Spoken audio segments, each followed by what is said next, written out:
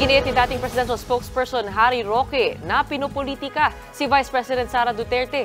Ito raw ang motibo kaya't pinuntirya ng mga mambabatas ang hinihinging 650 million pesos na confidential funds ng VP. Ang akala nga raw ni Roque aalisin ang lahat ng confidential funds sa proposed 2024 national budget.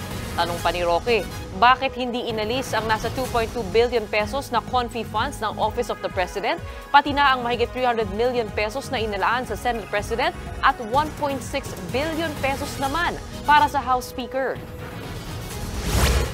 Ang sinasabi ko lang po dapat patas ang trato sa lahat.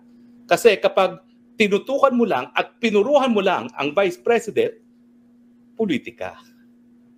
Tinatanggalan mo ng pondo ang potential na kalaban. Bakit ang Speaker of the House tinanggalan sa Vice President, hindi tinanggal yung sa President?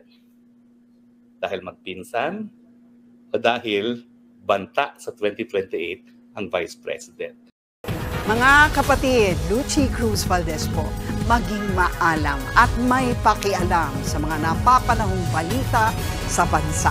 Tumutok at mag-subscribe sa News 5 social media pages.